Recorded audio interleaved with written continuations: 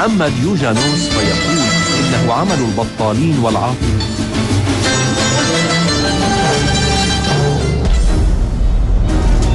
Sosok yang satu ini telah mengabdikan dirinya pada keahlian yang dimilikinya.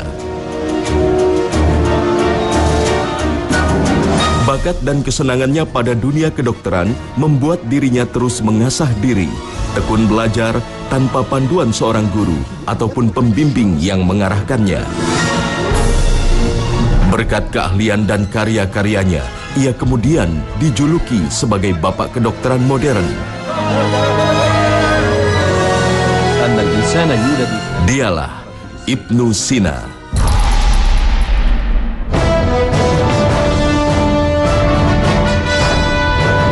Nama lengkapnya Abu Ali Hussein bin Abdullah bin Sina.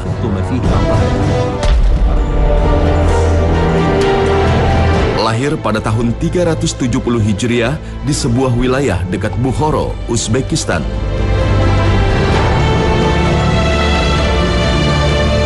Ayahnya, Abdullah, merupakan sarjana terhormat yang berasal dari Balak, Persia atau Afghanistan saat ini. Seorang gubernur di satu daerah di wilayah kepemimpinan Nuh bin Mansur. Mahlan ya bunay. Assalamualaikum. Waalaikumsalam. Sebagai keluarga terpelajar, Ibnu Sina mendapat dorongan kuat dari lingkungan dan keluarga untuk belajar.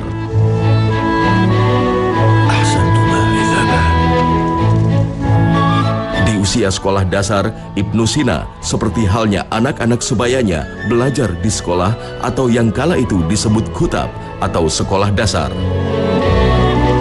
Tradisi kutab atau sekolah dasar kala itu yang memfokuskan pada hafalan Al-Quran dan dasar-dasar ilmu agama menjadi bekal yang sangat mahal bagi Ibnu Sina. Maka di usianya yang masih dini, Ibnu Sina yang masih berumur 10 tahun sudah hafal Al-Quran. Kemudian dia terus belajar dengan gurunya, belajar ilmu Islam, hadis, fikih, dan seterusnya sebagaimana lazimnya standar di ilmu Islam. Dan selalu begitu. Bagi dunia pendidikan yang menyatakan ingin mengembalikan pendidikan Islam, bagi keluarga yang ingin anak-anaknya hadir tumbuh dalam pendidikan yang Islami, bagi negara yang ingin mengubah negerinya, menghasilkan SDM-SDM yang unggul dan Islami, maka beginilah kurikulumnya. Dia tidak dimulai dengan berbagai macam ilmu-ilmu yang memang tidak berhubungan dan itu dengan kebesaran dia di kemudian hari. Dia diajari di awal tentang ilmu agamanya, Qur'annya, ilmu-ilmu agamanya dalam batas yang paling standar. Karena ini nanti akan mengurangi keluhan kita terhadap diri kita hari ini. Kalau hari ini kita banyak yang mengeluh, kita mengeluh bahwa kita tidak memiliki pemahaman Islam yang cukup. Kalau kita diminta belajar hari ini, kita akan beralasan kita sangat sibuk. Karena memang kita tidak punya waktu. Kesibukan kita yang luar biasa itu membuat kita susah untuk menyisihkan waktu. Maka ini solusinya. Maka berikanlah pelajaran Islam yang standar, yang sangat cukup sejak usia awal sebelum ada kesibukan. Setelah menyelesaikan pendidikannya di Kutab, sang ayah yang menginginkan pendidikan terbaik bagi anaknya membawa Ibnu Sina pada orang yang dikaguminya, yakni Abu Abdillah An-Naili, seorang ahli filsafat pada masanya.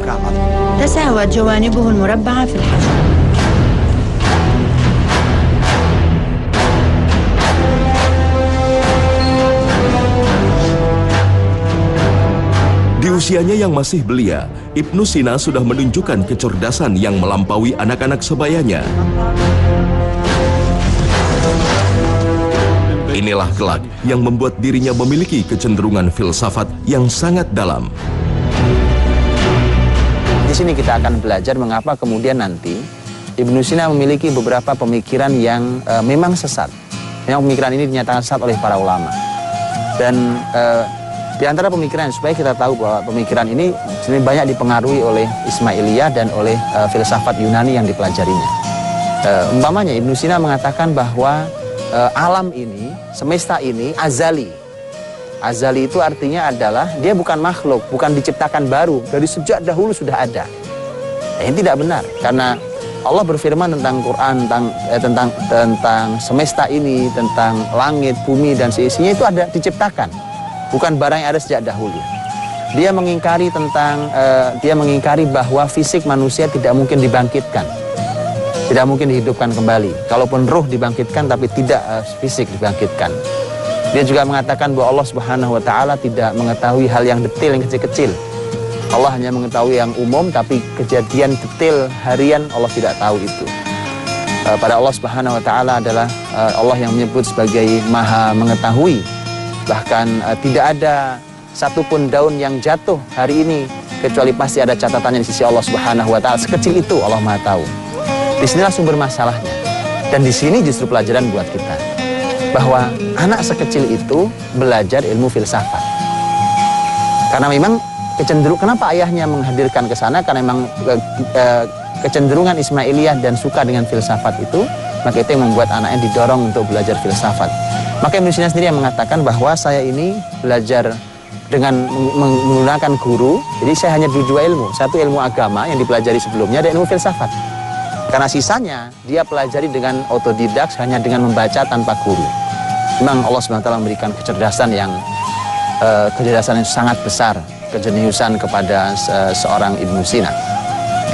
Ibnu Sina belajar buku-buku filsafat Yunani dari sang gurunya. Nah, kemudian setelah itu ketika dia senang dengan ilmu itu, maka kemudian dia mulai belajar sendiri, membaca sendiri buku-buku filsafat Yunani. Yang makanya tidak aneh ketika nanti salah satu karya-karya Ibnu Sina adalah di bidang ilmu filsafat, selain semua bidang ilmu yang dia tulis di berbagai bidang ilmu. Ilmu filsafat adalah ilmu yang cukup besar dia tulis, dan nanti di antara bukunya adalah buku Al-Isyarat, yang itu merupakan buku filsafat dengan kecenderungan pemikiran Aristoteles. Ini di sini kita belajar, karena ketika kita membaca satu nasihat yang ditulis oleh ulama besar dari negeri Andalus, di mana beliau adalah pemersatu Andalus atau yang mengembalikan Andalus setelah Andalus terpecah belah pada abad 4 Hijriah, yaitu Imam Abdul Walid Al-Baji. Ketika beliau menuliskan surat nasihat kepada dua putranya yang saat itu masih kecil menjelang usia baliknya, di antara isi suratnya adalah, "Nak, jangan belajar filsafat sekarang, karena kamu masih kecil, ilmumu masih sedikit, dan imanmu masih lemah. Nanti ketika imanmu sudah kuat, ilmumu sudah banyak, belajarlah filsafat, karena dia akan jatuh sendiri di matamu, ilmu itu." Artinya inilah cara pembelajaran yang benar, bukan sekarang. Hari ini ilmu filsafat silahkan dipelajari, tapi bagi orang yang menurut Imam Abdul Walid Al-Baji, bagi orang yang ilmunya telah cukup untuk berpikir, menganalisa, dan bagi orang yang memiliki iman yang kuat.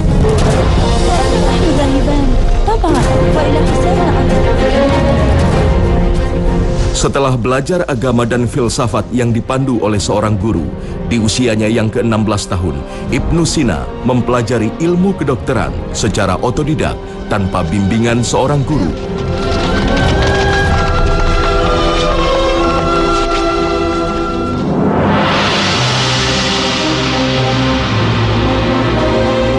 Berkat kecerdasan dan bakatnya, Ibnu Sina tak hanya menguasai teori, Ibnu Sina pun mulai mempraktekkan pada orang-orang yang sakit.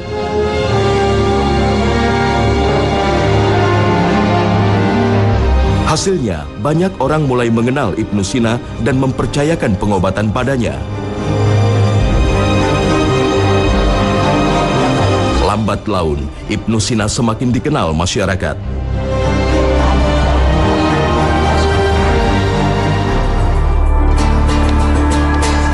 Maka saat penguasa Buhar, Nuh bin Mansur, menderita sakit yang tidak bisa ditangani para tabib masanya,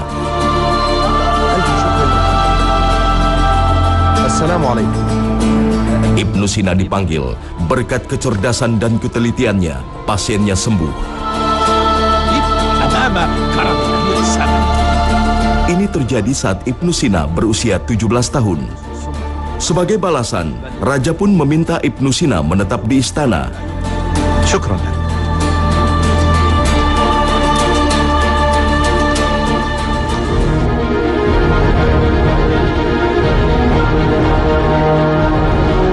Namun Ibnu Sina hanya meminta agar dibukakan akses perpustakaan istana agar dapat membaca buku-buku yang disimpan di perpustakaan raja. Seluruh buku yang tersimpan di perpustakaan berhasil dikuasainya. Di usianya yang masih muda, sekitar 18 tahun, Ibnu Sina berhasil menguasai berbagai bidang ilmu pengetahuan. Namun bidang kedokteran diakuinya sebagai ilmu yang mudah dipelajari. Di usia itu jugalah Ibnu Sina telah berhasil menguasai pendidikan di semua bidang ilmu.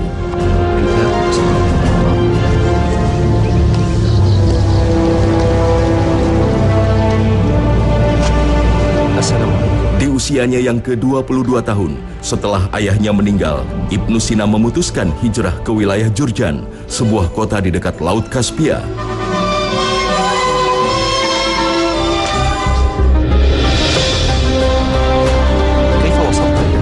Di sana ia mulai menulis buku yang menjadi karya besarnya, yakni Qanun fit Tibb atau aturan di dalam kedokteran.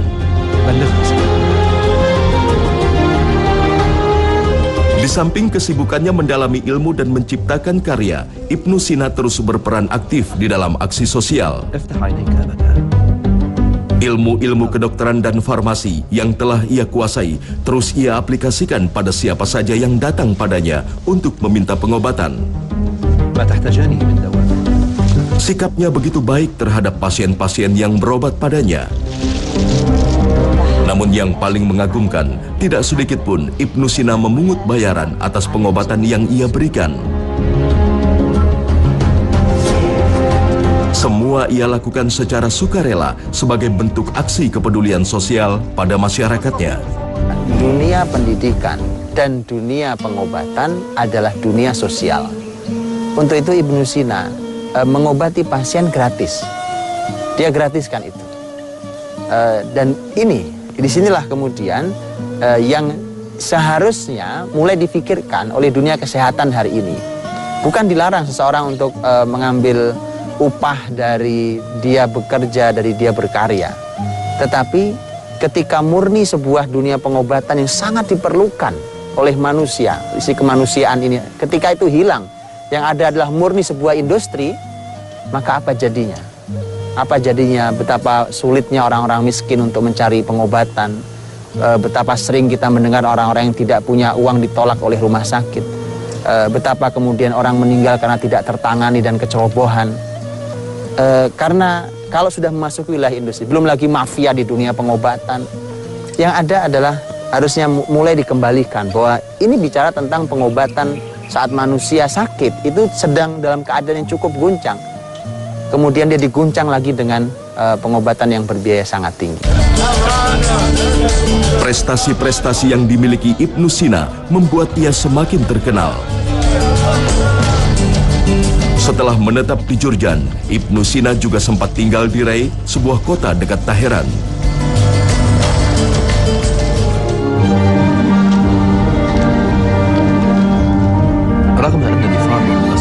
Di sana Ibnu Sina sempat bekerja pada Ratu Saidah dan anaknya Majed ad-Daulah.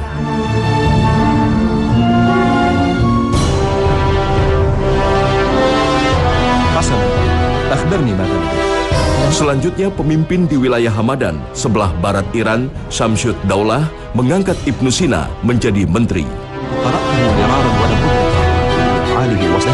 Ini menjadi awal karirnya di bidang politik. Ibnu Sina menjadi menteri hingga sang raja wafat, dan kondisi politik setelahnya menjadi semakin rumit hingga menyeret Ibnu Sina ke dalam penjara. Pelajaran bahwa seharusnya memang kita harus berhati-hati ketika dunia politik adalah merupakan dunia yang tidak mengikut jalur yang disebut sebagai politik yang islami betul. Politik yang oleh para ulama Islam disebut sebagai sebuah upaya untuk mendekatkan masyarakat pada Allah Subhanahu wa Ta'ala. Kalau bukan itu, maka yang ada hanya permusuhan dan permusuhan. Dan yang ada adalah konflik yang terus dimunculkan karena kepentingan. Dan Ibnu Sina salah satu korbannya. Akhirnya ilmu besar seorang ilmuwan seperti Ibnu Sina akhirnya harus menjadi korban dari sebuah dunia politik. Maka ini menjadi peringatan. Kalau kita membaca sejarah ini menjadi peringatan. Berhati-hatilah wahai para ilmuwan, bahwa Anda mulia dengan ilmu Anda. Tetapi ketika kemudian terseret di dalam dunia politik yang kemudian yang hanya ada intrik-intrik politik saja, maka bisa jadi setelah itu habis masa kebesaran itu dan ujungnya adalah jangan-jangan mendapatkan penjara seperti Ibnu Sina. جاءوا يطلبونني.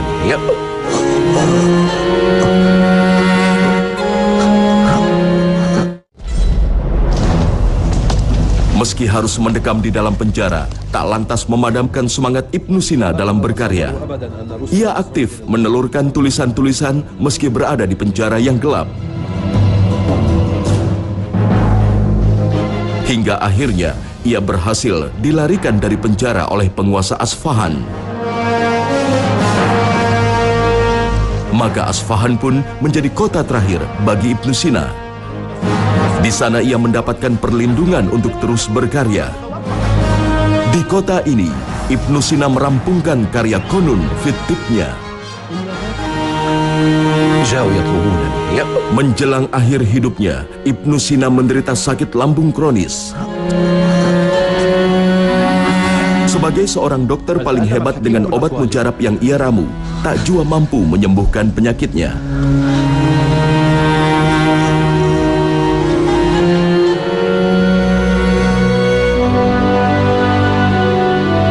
Hingga di tahun 428 Hijriah, Ibnu Sina menghembuskan nafas terakhirnya di usia 58 tahun.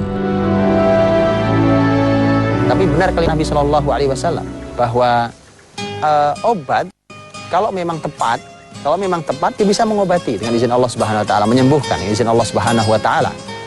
Tetapi sehebat apapun obatnya, asal itu adalah kematian, maka tidak ada obat yang bisa menyembuhkan kematian. Maka sehebat Ibnu Sina sekalipun, dokter paling fenomenal di muka bumi sekalipun, dia tidak bisa menghentikan kematian itu. Bahkan dia sakit dan dia mengerti betul tentang dunia kedokteran, mengerti betul tentang obat. Bahkan dia punya karya-karya di dunia farmasi. Tapi tetap saja, kalau memang ini adalah merupakan hari-hari terakhir hingga dipanggil Allah Subhanahu Wa Taala, maka tidak ada ahli, tidak ada obat yang mampu menyembuhkan. Tapi selama itu belum, selama bukan tua dan selama bukan mati, maka Rasulullah Shallallahu Alaihi Wasallam memberikan sabda beliau, ma anzalallahu da'an illa anzala dawa'an alimahu man alim jahilahu man jahil. Bahwa tidaklah Allah menurunkan penyakit kecuali pasti Allah turunkan obatnya. Yang mengetahui ilmu itu akan tahu, yang tidak tahu ya tidak tahu. Ini artinya bahwa kalau hari ini dunia pengobatan mengatakan bahwa penyakit tertentu tidak ditemukan obatnya atau belum ditemukan obatnya, itu karena memang bukan tidak ada obatnya, tapi belum ditemukan obatnya. Hanya 58 tahun Ibnu Sina hidup, namun karyanya begitu bermanfaat besar bagi kemaslahatan umat.